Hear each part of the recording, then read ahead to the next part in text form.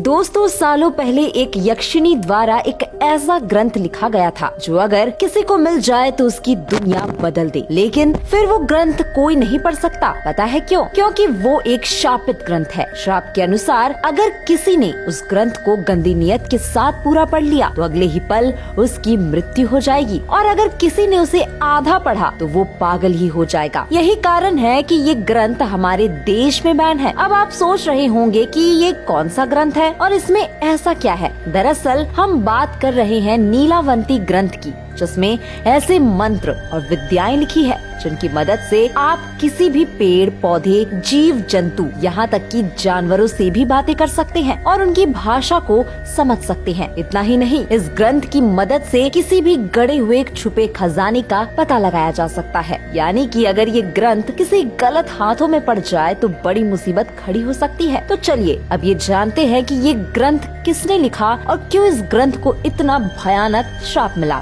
सालों पहले उत्तर प्रदेश के एक गांव में नीलवंती नाम की एक छोटी सी लड़की अपने पिता के साथ रहा करती थी। नीलवंती 5 साल की थी, तब से वो पेड़ पौधों, नेवला, छिपकली, हाथी, इन सब से बातें किया करती थी। इतना ही नहीं, वो जीव जंतु से जमीन के अंदर गड़े उन खजानों के बारे में भी बताते थे जिनके बारे में इंसान कभी नहीं जान सकता था। लेकिन नीलवंती को धन संपत्ति का कोई लालच नहीं, इसलिए वो कभी उन खजानों की खोज के लिए जाती ही नहीं थी। नीलवंती जब कुछ बड़ी हुई तो वो सपने में भूत प्रेत और आत्माओं से भी बातें करने लगी, और वो सब उसे भविष्य में होने वाली घटनाओं के बारे में पहले ही बता दिया करते थे। हैरानी की बात तो ये थी कि जब नीलवंती 13-14 साल की हुई तो वो आत्माएं उसके सपने में नहीं बल्कि हकीकत में आकर उससे बातें करने लगी। नीलवंती समझ चुकी थी कि वो बाकी इंसानों से अलग है। अब वो 16 साल की हुई तो वो सारे भूत प्रेत उसे रोज नई नई विद्या और तंत्र मंत्र बताने लगे। नीलवंती उनकी बताई विद्याओं को रोज रात में किया करती और उन मंत्रों को याद रखने के लिए उसको एक जगह लिख लिया करती। उस तंत्र विद्या को पूरा करने के लिए वो किसी पक्षी की बलि देती तो कभी अपना ही खून बहाने लगी।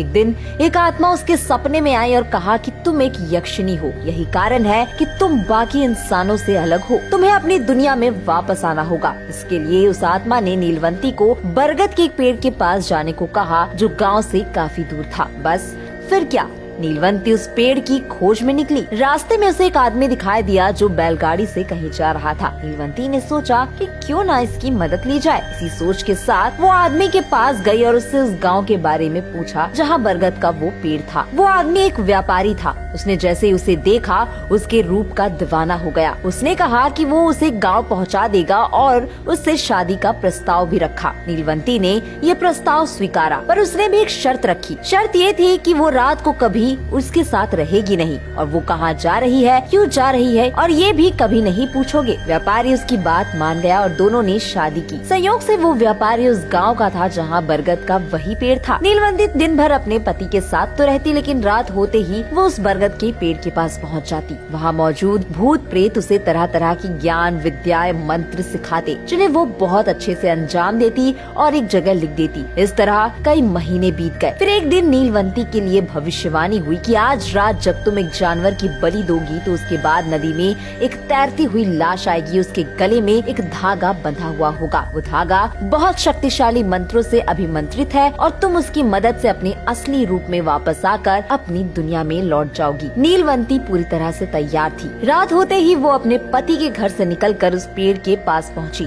जैसे ही उसने बलि दी, नदी में तैरती हुई एक लाश आ गई। उसने उसके गले में बंधे धागे को खोला और बहुत कोशिशों के बाद जब वो नहीं खुला तो उसने अपने दांतों से उसे खोलने की कोशिश की। इसी बीच गांव के कुछ लोग वहां से गुजर रहे थे और नीलवंती को जब उन्होंने देखा तो उन्हें लगा कि ये तो डायन है, लाश खा रही है। उन लोगों ने तुरंत उसे मारने का फैसला किया। जब नीलवंती को वे लोग मारने पहुंचे तब उसका पति उसके पास आकर खड़ा हो गया। हैरानी की बात तो ये थी कि अब वो एक साधारण इंसान नहीं बल्कि एक भयानक पिशाच बन चुका था। गांव के साथ साथ नीलवंती की आंखें भी फटी की फटी रह गई। वो लोग जिसे इंसान समझ रहे थे वो वास्तव में एक पिशाच था। उसने एक एक कर सारे गांव वालों को अपने नाखूनों से फाड़ डाला। इतने में नीलवंती खुद की जान बचाने के लिए वहाँ से जंगल की ओर भागी। तब वो पिशाच अचानक उसके पास आया और उसने कहा कि मुझे पता है कि तुम एक यक्षिणी हो, मुझे तुम्हारी लिखी किताब चाहिए। नीलवंती समझ गई थी कि वो किताब अगर इसके हाथों पड़ी तो अनर्थ हो जाएगा। उसने उस पिशाच को मारने की कोशिश की पर वो दोबारा जीवित हो गया। नीलवंती को लगा कि वो इस पिशाच को नहीं मार पाएगी, इसलिए उसने अपनी किताब को ये श्राप दिया कि जो भी उससे गलत तरीके से या गलत इरादे से पढ़ेगा उसकी मृत्यु हो जाएगी और जो उसे आधा पढ़ेगा वो पागल ही हो जाएगा। इतना कहकर वो वहाँ से गायब हो गई और उसके बाद नीलवंती को कभी किसी ने नहीं देखा। हैरानी की बात तो ये थी कि अब वो इस दुनिया में वापस भी नहीं आ सकती थी। फिर वो कहाँ गई? इतना ही नहीं, आखिरी बार उसकी लिखी ये किताब किसे मिली ये भी किसी को नहीं पता। कुछ लोगों का कहना है कि ये किताब बाद में एक ब्राह्मण को मिली, जिसके बाद इसे ग्रंथ का रूप दिया गया और फिर इसका नाम नीलवंती ग्रंथ पड़ा। दोस्तों, कहते हैं कि आज के समय में इस ग्रंथ की ओरिजिनल कॉपी सिर्फ 3-4 लोगों के पास ही है। दोस्तों, आज की इस कहानी में इतना ही।